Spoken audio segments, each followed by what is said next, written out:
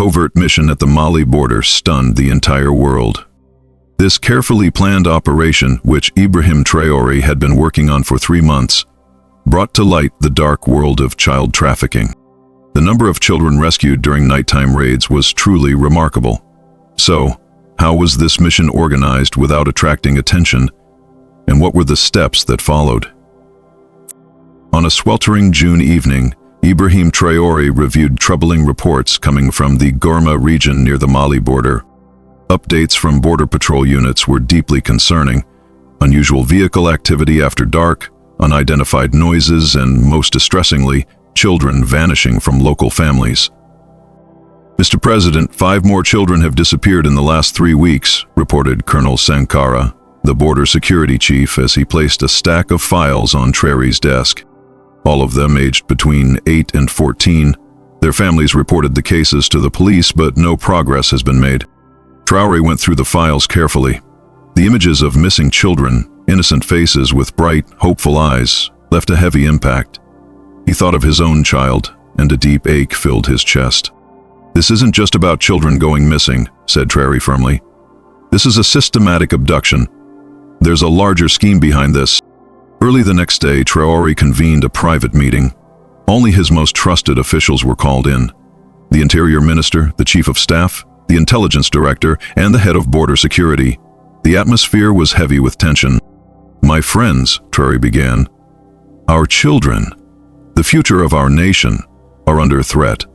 We cannot stand by and do nothing." Commander A. Drago, Head of Intelligence, opened his report. "Mr. President, the data we've collected is extremely serious. An organized child trafficking ring is operating along the Mali border. They are abducting not just our children, but also those from neighboring countries." "What's their motive?" asked Traoré. "There are 2 main goals," Drago replied. "First, to smuggle the children into Europe through North Africa, to use them as illegal labor. Second, and even more disturbing, for organ trafficking." The room was silent. Everyone was stunned. Traoré's face darkened, and tension showed in his posture. "They're using our children for their organs?" "Sadly, yes, Mr. President. Our intelligence confirms it." Traoré stood and gazed out of the window. In the distance, children were playing. The sight made his resolve even stronger. "We're launching an operation," he announced as he turned back. "We'll dismantle this network from the ground up." The mission was called Operation Desert Guardian. The strategy was thorough and precise. First, they needed to fully understand how the network functioned. Intelligence agents were sent into the region undercover, blending in with local communities while gathering information. Initial findings came in after 2 weeks. The trafficking ring was highly organized. They had set up a hidden base near the village of Tilia, close to the Mali border. This base was a repurposed mine, equipped with a complex system of underground tunnels. "Mr. President, would you like to visit the site yourself?" asked Colonel Sankara. "Yes, but discreetly," Traoré replied. Wearing plain clothes, he traveled to the border region with a small, trusted team. He blended in, appearing as an ordinary farmer. Upon reaching Tilia village, he spoke directly with the residents. "Are children really disappearing children?" he questioned an elderly villager about it. "Yes, things are very bad," the villager replied with worry. "Strange men come at night and take the children. No one believes us." This conversation left a strong impression on Raoui. The more he spoke with villagers, the clearer it became this was a serious crisis. Children weren't just vanishing, families were also being threatened into silence. That night they confirmed the location of the hidden base. The old mine was indeed active. From the outside it looked deserted, but suspicious activity took place after dark.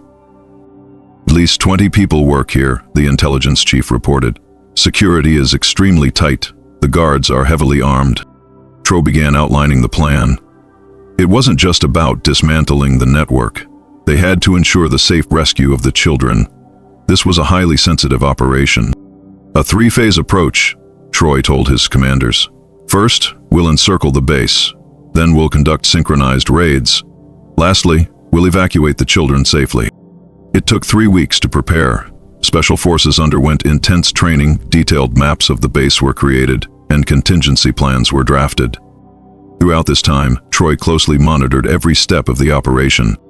The mission commenced on the night of July 15th. Traoré insisted on being part of the action. His commanders advised against it, but he stood firm. "These children are like my own," he said. "I need to be there to bring them back." At midnight, 150 Special Forces operatives surrounded the base. Troy coordinated the mission from the command center. The radio chatter heightened the tension. "Target in sight. Security guards present. We hear children's voices. Prepare to engage." The operation launched at 2:30 a.m. Special units stormed the base from 3 directions. The fighting was short but intense. The traffickers put up resistance, but the Burkinabe forces were highly trained and resolute. "Mr. President, we've apprehended the first group," a voice reported over the radio. "Where are the children?" Troy asked urgently. "We're locating them in the underground area. They seem to be in stable condition." By 5:00 a.m., just before sunrise, the mission was complete. The results were extraordinary. 23 traffickers arrested, and most importantly, 47 children rescued. 31 were from Burkina Faso, the rest from Mali, Niger, and Benin. Troy visited the base to meet the rescued children. These moments stayed with him forever. The fear in their eyes was slowly giving way to hope. The youngest child was just 6. "You're safe now," Troy told them gently. "We're going to take you back to your families." A girl, 12-year-old Fatima, approached him. "Are you the one who saved us?" she asked. "Yes, little one," Troy replied with a warm smile. "No one will hurt you ever again." As the full details of the operation came to light, the true scale of the trafficking network became evident. The group had abducted over 200 children in the past 2 years.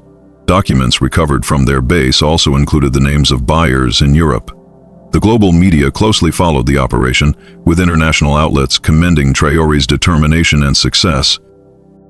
"Ibrahim Traoré's leadership is setting a global standard for children's rights," said the UN representative in a statement following the operation. A ceremony was held to reunite the rescued children with their families.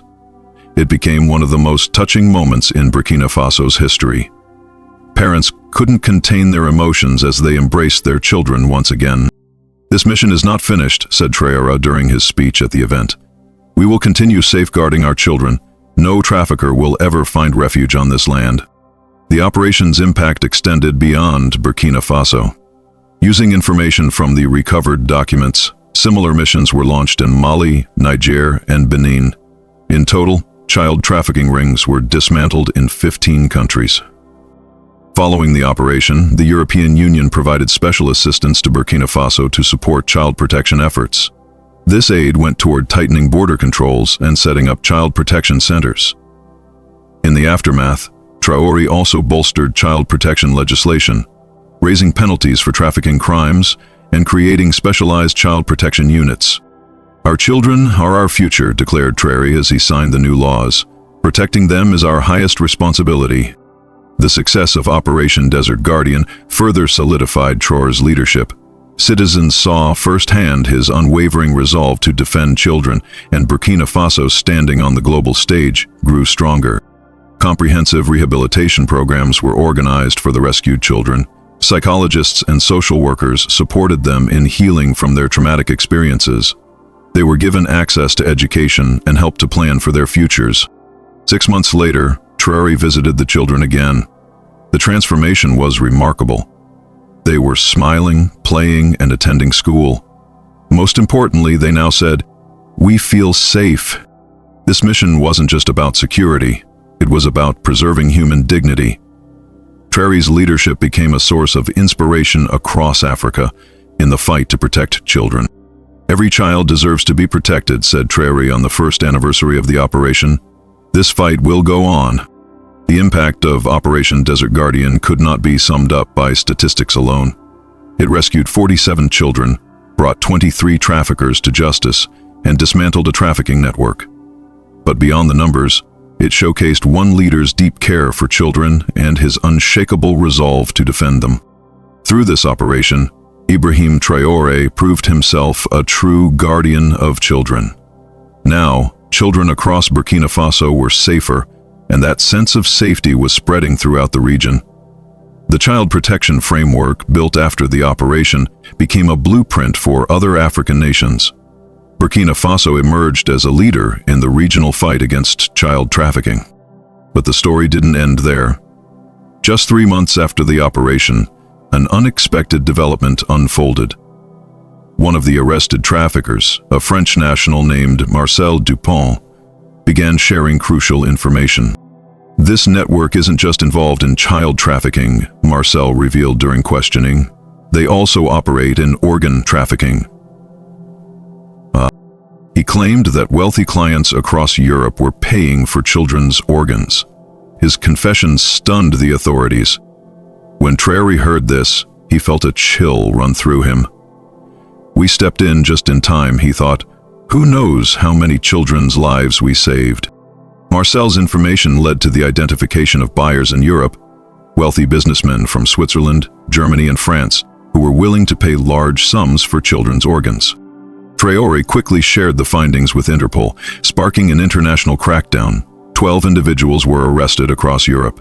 In response, new global protocols were introduced to combat the trafficking of children's organs.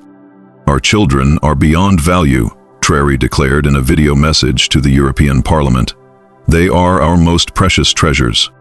6 months into the operation, one of the rescued children, a 14-year-old named Amadou, became the top student in his class. In a heartfelt letter to Traoré, he wrote, "Thank you for saving me. When I grow up, I want to become a doctor and help heal children." The letter deeply touched Traoré. Not only had they saved lives, but they were also helping these children shape their own futures. The operation's success drew attention from neighboring nations. The presidents of Mali, Niger, and Benin visited for Traoré, eager to learn from his experience. "We must stand united in this fight," Traoré said during a summit with the leaders.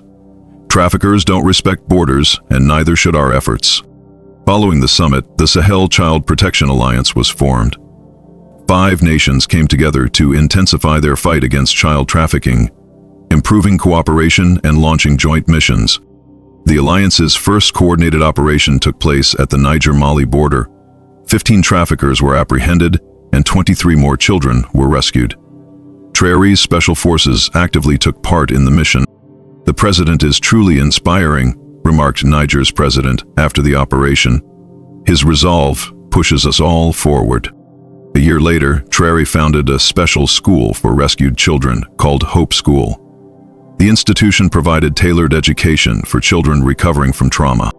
At the school's opening, Traoré said, "These children are not just victims, they are heroes. Their strength inspires us to keep protecting others." The progress of the students at Hope School was impressive. Many earned awards in national contests, and, most importantly, they all had dreams for the future. In the second year of the operation, an international documentary team arrived in Burkina Faso. The documentary on Operation Desert Guardian attracted significant global attention. It went on to receive an Emmy nomination. The film played a major role in raising awareness about the fight against child trafficking. As a result, many nations strengthened their child protection systems, using the Burkina Faso model as a reference. At the documentary's premiere gala, the UNICEF Director General praised Ibrahim Traoré's leadership, calling it an inspiration to the world. "He's a true champion of children's rights," the director said. In the third year of the operation, a remarkable moment took place. Fatima, one of the rescued children, spoke at an international conference on children's rights. "Ibrahim Traoré, who saved me, is more than a leader," said Fatima, now 15 years old. "He's like a second father to me. He restored not just my freedom, but also my dreams." Her heartfelt speech moved the entire audience to a standing ovation. Traoré's impact went beyond rescuing children. He empowered them to grow into strong, independent individuals. In the 4th year of the mission, Traoré received a letter from Marcel Dupont, who was in prison. The letter read, "I apologize for the harm I caused you. You are a true leader. Your rescue of those children showed me that humanity still holds goodness." The message had a deep emotional effect on Traoré, reinforcing the belief that even those who once did harm could recognize the value of compassion. By the fifth year of Operation Desert Guardian, Traoré was invited to a special session of the UN Security Council. He was honored with the title of Africa's first child protection ambassador for his outstanding contributions to children's rights. Ibrahim Traoré gave a voice to children, said the UN Secretary General during the ceremony. His leadership has brought hope to millions. The award was a moment of pride not just for Traoré, but for all of Burkina Faso, further boosting the country's global standing in child welfare advocacy. In the sixth year of the operation, the first group of rescued children began graduating from university. Amadou, who finished at the top of his class in medical school, announced his decision to become a pediatrician. "The hands that rescued me will now work to heal others," he declared at his graduation ceremony. "This is my way of repaying Ibrahim Traoré." His words underscored the profound and lasting impact of the operation. Those who were once saved were now stepping forward to save others. A year later, in the seventh year of the mission, another significant milestone was reached. Fatima, now 21, had completed law school and become a lawyer specializing in children's rights. Her first legal case involved fighting another child trafficking ring. "The president gave me not just my freedom, but also my sense of justice," she said, after winning her case. "Now, I will stand up to protect other children." This moment filled Traoré with pride. The very children he once rescued had now become defenders in their own right. The cycle had come full circle. That same year, an emotional and unexpected event took place. The daughter of a former trafficker who had been captured during the operation came to Burkina Faso after her father completed his sentence. Through tears, she asked for forgiveness. "I'm ashamed of what my father did," she said, "but I've seen your mercy. Please accept me too." Traoré was taken aback by her plea. He made his decision swiftly. Children should not be punished for the actions of their parents. "You are welcome too," he said. This decision reflected that Traoré was not only a firm leader, but also one with compassion. The trafficker's daughter would later become a teacher at Hope School. In the eighth year, the story of Operation Desert Guardian captured Hollywood's interest. Acclaimed director Steven Spielberg announced plans to adapt the story for the big screen. "This isn't just a military mission," said Spielberg. "It's a story of human resilience. The world needs to see it." When the film project began, Traoré remained humble. "The real heroes are the children," he said. "Their courage should inspire us all." A share of the film's earnings was pledged to child protection efforts across Africa, further extending the operation's impact. In the ninth year, Amadou, now a doctor, shared exciting news. He had created a new treatment for childhood illnesses. This breakthrough would help save thousands of young lives around the world.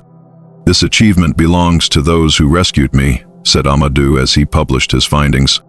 "The second chance Ibrahim Traoré gave me is now offering hope to countless others." This milestone demonstrated how far-reaching the operation's influence had become. Rescuing one child had led to the possibility of saving thousands more. In the 10th year, the United Nations declared July 15th as Operation Desert Guardian Day. Each year, events promoting children's rights would take place globally. "The bravery Ibrahim Traoré showed a decade ago is safeguarding millions today," said the UN's Children's Rights Commissioner. "This day represents hope, his enduring legacy." Accepting the recognition, Traoré stated, "This isn't just my achievement. It belongs to all who care for and protect children. Our fight will go on." At the 10th anniversary ceremony, 45 of the 47 children rescued during the operation were in attendance. Now adults, they came with children of their own. "Our kids will grow up in safety," they declared together, "because Ibrahim Traoré gave us a safer world." Their words captured the operation's true success. Not only were the children of that era protected, but so too were the generations to come. Ibrahim Traoré's battle against child trafficking was never just a security mission. It was a fight to uphold human dignity, to safeguard future generations, and to keep hope alive. Operation Desert Guardian stands as the most successful child rescue mission in African history, and Traoré's leadership continues to inspire a global movement for children's rights.